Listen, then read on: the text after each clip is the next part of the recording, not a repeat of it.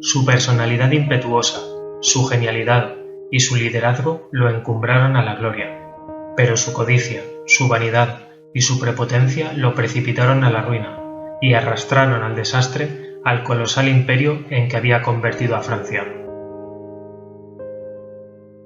Napoleón Bonaparte nace el 15 de agosto de 1769 en Ajaccio, localidad francesa situada en la isla de Córcega.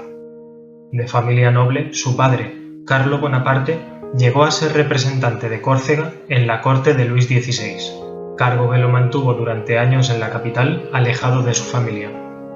Su madre, María Leticia Ramolino, fue una mujer decidida, sensata e inteligente, que se convertiría en la figura de referencia de su hijo. Algunas fuentes definen al pequeño Napoleón como un niño tímido y solitario, al que le gustaba mantenerse al margen de sus compañeros.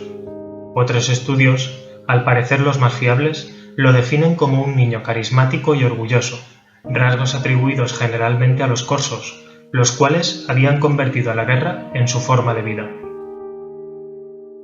Apoyado por su padre y su entorno, a los 9 años Napoleón se traslada a Francia para estudiar en la Escuela Militar de Brienne. La idea de ser soldado le cautivaba.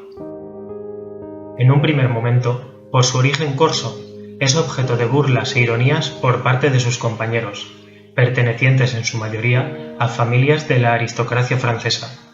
Pero finalmente, gracias a su capacidad de liderazgo y a su inteligencia, se gana su respeto.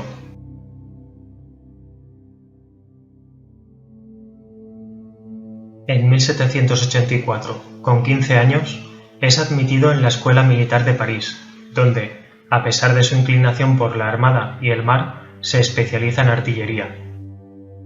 Napoleón se gradúa en un año, en lugar de los 2 habituales, convirtiéndose en oficial con 16 años y siendo comisionado como segundo teniente de artillería. Durante la Revolución Francesa lucha por la República contra los monárquicos que pretendían restaurar la monarquía, recientemente derrocada. Era un tiempo de inestabilidad y continuos enfrentamientos, donde un soldado ambicioso podía ascender rápidamente. Ya siendo capitán, saboreó por primera vez la gloria durante el sitio de Toulon. Napoleón conocía la ciudad y ya tenía un plan preconcebido. Durante la batalla, este demostró gran valor y arrojo, ganándose el respeto de los soldados. Su nombre empezaba a circular por París. Con 26 años, en 1795, le encargan proteger en París al gobierno revolucionario y disolver una protesta armada de monárquicos, cometido que llevó a buen término con las escasas tropas y medios con los que contaba. Este triunfo dio una gran fama a Napoleón, ya que algunos entendieron que había salvado la revolución, siendo seguidamente nombrado comandante del ejército francés en Italia. En aquella época conoce a Josefina de Beauharnais, una hermosa y hábil cortesana, que a fin de obtener cierta seguridad para su futuro y el de sus 2 hijos, seduce al joven comandante, enamorándose éste perdidamente de ella. Finalmente, contraen matrimonio el 9 de marzo de 1796. Poco tiempo después, Napoleón parte a Italia y toma el mando del ejército francés, al que lidera hábil y exitosamente en la conquista de dicho país. Durante la invasión de Italia, Napoleón, incansable estudiante de estrategia militar, pone en práctica sus propias teorías, revolucionando por completo el arte de la guerra. El gobierno francés tenía la influencia y la autoridad que estaba ganando Napoleón entre el ejército y el pueblo, por lo que en 1798 le ofrecen el mando del ejército en Gran Bretaña, tratando de alejarlo de París y del centro de poder político. Napoleón estudia las posibilidades de invasión de Gran Bretaña y la fuerza de la armada inglesa, pero la considera lo suficientemente poderosa como para derrotarle, por lo que desestima el encargo. No obstante, propone la posibilidad de atacar e invadir Egipto, a fin de arrebatar a los ingleses una gran fuente de suministros y cortar sus rutas comerciales con Oriente Medio y la India. Una vez aceptada su propuesta y a pesar de las repetidas victorias del ejército francés, la campaña en Egipto se estanca. Además, recibe noticias de la formación de una nueva coalición enemiga que había sumido a Francia en la inestabilidad, por lo que decide regresar y defender su patria. Camino de Francia tiene conocimiento de la infidelidad de Josefina, pero le da otra oportunidad ya que quiere como propios a los hijos de esta. Ya en París, comprueba que la República tenía graves problemas económicos por las continuas guerras y por los años de revolución. Además, el pueblo, habiendo dejado de creer en un gobierno corrupto e ineficaz, ansiaba un líder fuerte al que seguir y quien diera estabilidad al país. Pensando que podría ser la figura política que añoraba el pueblo, el 9 de noviembre de 1799 asumió el control del gobierno mediante un golpe de Estado, convirtiéndose en el primer cónsul de Francia.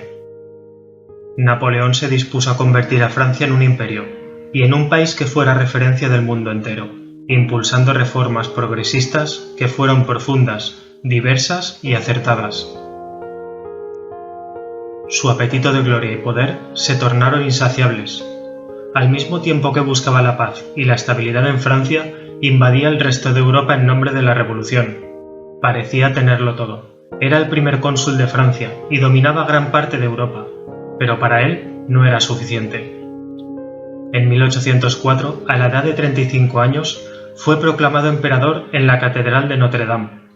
A pesar de que ese nombramiento era aceptado por la sociedad francesa y por la clase política, para muchos significó una traición a los ideales de la Revolución, al imponerse como emperador tras acabar con la monarquía.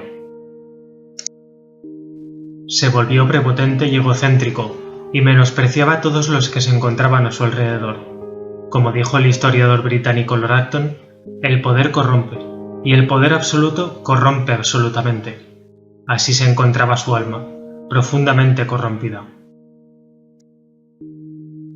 Por aquel entonces, entendió que Josefina no podría darle un heredero que continuara con su legado, así que decidió pedirle el divorcio. En 1810 se casa con María Luisa de Austria, quien le daría un hijo al año siguiente, al que también llamaron Napoleón. En la conquista de Europa, el único país que se resistía a Napoleón era Gran Bretaña.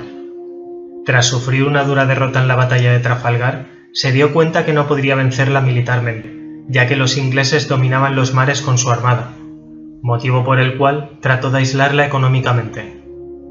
El bloqueo comercial a Gran Bretaña, que acabó afectando económicamente a otros países, unido a la ocupación de España y Portugal por Francia, provocó que estos se aliaran con Gran Bretaña y le hicieran frente en la península ibérica, derrotando al ejército francés comandado por los mariscales de Napoleón.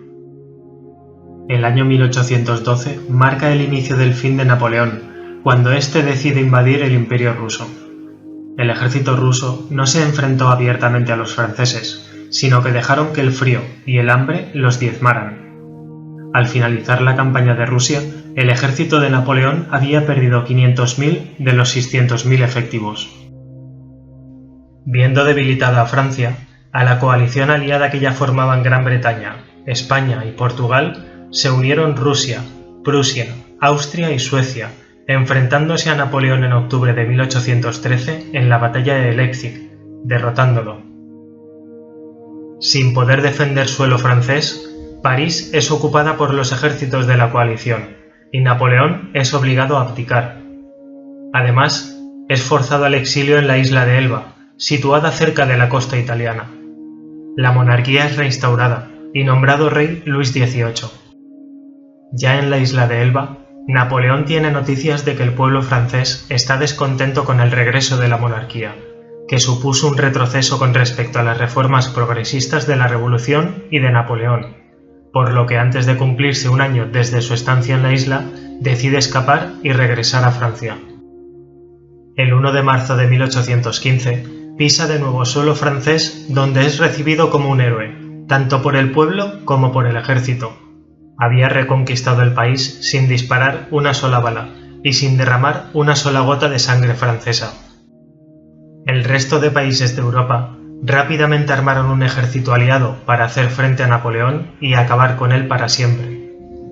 El enfrentamiento final, que decidiría el futuro de Francia y del resto de Europa, sucedió el 18 de junio de 1815 en Waterloo, donde se reunía y preparaba el ejército aliado para invadir Francia. Napoleón es derrotado y regresa a París.